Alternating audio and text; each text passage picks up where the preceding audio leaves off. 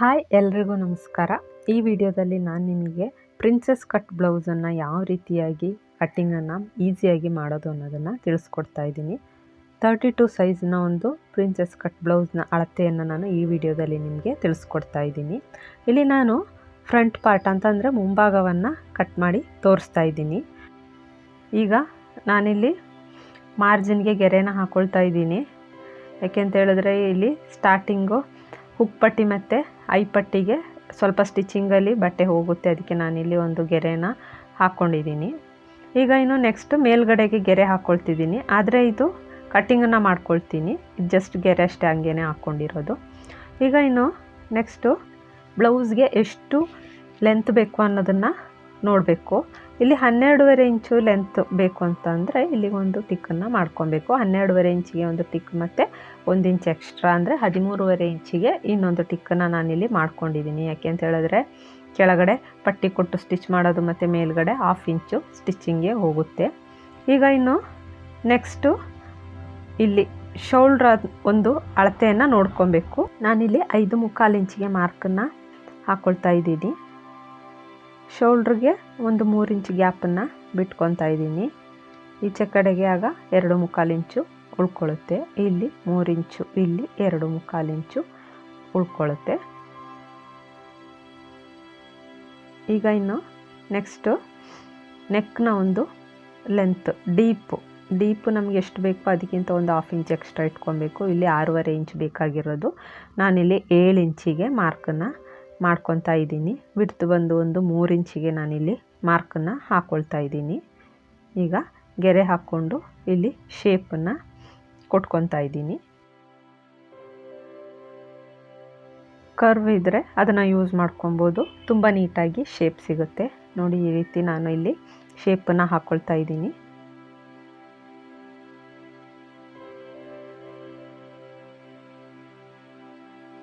ಇವಾಗ ಒಂದು arm hole ಲೆಂತನ್ನು ಇಲ್ಲಿ ಮಾರ್ಕ್ ಮಾಡ್ಕೊಳ್ತಿದ್ದೀನಿ. 5.25 ಇಂಚಿಗೆ ಮಾರ್ಕನ್ನು ಹಾಕ್ಕೊಂಡಿದ್ದೀನಿ.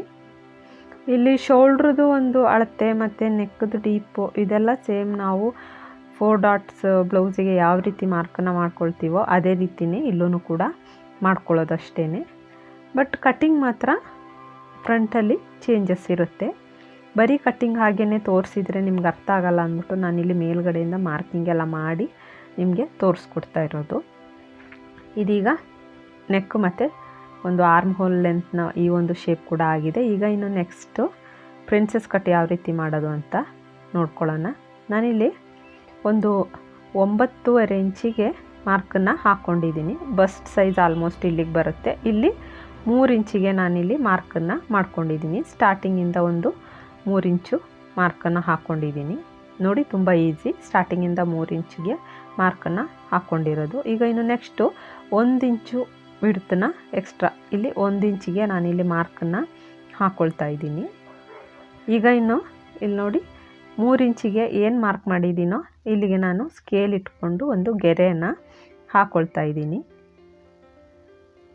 ನೋಡಿ ಹೀಗೆ ಮತ್ತೆ ಕರ್ವ್ನ ಇಟ್ಕೊಂಡು ನೀಟಾಗಿ ಒಂದು ಶೇಪನ್ನು ನಾನಿಲ್ಲಿ ಕೊಟ್ಕೊಳ್ತಾ ಇದ್ದೀನಿ. ನೋಡಿ ಇಷ್ಟೇ, ತುಂಬ ಈಸಿಯಾಗಿ ಮುಗ್ದೋಗುತ್ತೆ. ಡಾಟ್ ಏನು ಮಾರ್ಕ್ ಮಾಡ್ತೀವೋ ಅದ್ರ ಬದಲು ಕರ್ವ್ ಅಥವಾ ನಮ್ಮ ಕೈಯಲ್ಲೇ ಡ್ರಾಯಿಂಗ್ ಕೂಡ ಮಾಡ್ಕೊಬೋದು ಯೂಸ್ ಮಾಡಿಕೊಂಡು. ನೋಡಿ ಈ ರೀತಿ ಇನ್ನು ಎಕ್ಸ್ಟ್ರಾ ಏನು ಬರುತ್ತೋ ಅದನ್ನು ಇಲ್ಲಿ ಡಾಟ್ ಮೂಲಕ ನಾನಿಲ್ಲಿ ಮಾರ್ಕನ್ನು ಹಾಕ್ಕೊಂಡಿದ್ದೀನಿ. ಇಷ್ಟೇ.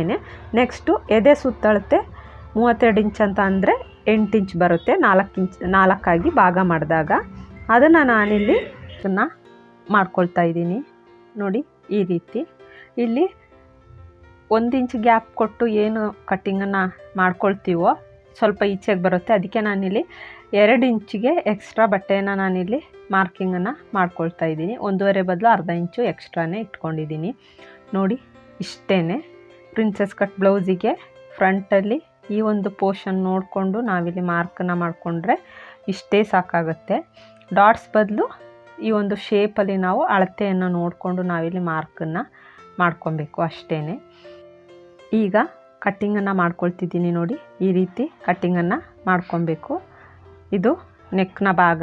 ಫ್ರಂಟಲ್ಲಿ ನೋಡ್ಕೊಳ್ಳಿ ಹೀಗೆ ಕಟ್ಟಿಂಗನ್ನು ಮಾಡಿಕೊಂಡು ಇಲ್ಲಿ ಎಕ್ಸ್ಟ್ರಾ ಏನಿದೆಯೋ ಮಾರ್ಕ್ ಮಾಡಿದ್ದು ಅದನ್ನು ತೆಗಿಬೇಕು. ನೋಡಿ ಈ ಒಂದು ಶೇಪಲ್ಲಿ ಬರುತ್ತೆ. ಲೆಫ್ಟ್ ಸೈಡ್ ಮತ್ತು ರೈಟ್ ಸೈಡ್ ನೋಡಿ ಈ ರೀತಿಯಾಗಿ ಬರುತ್ತೆ. ವಿಡಿಯೋ ಇಷ್ಟ ಆಗಿದೆ ಅಂದ್ಕೊಳ್ತೀನಿ. ಇಷ್ಟ ಆಗಿದ್ದರೆ ಲೈಕ್ ಮಾಡಿ, ಶೇರ್ ಮಾಡಿ, ಹಾಗೆಯೇ ಸಬ್ಸ್ಕ್ರೈಬ್ ಕೂಡ ಮಾಡ್ಕೊಳ್ಳಿ.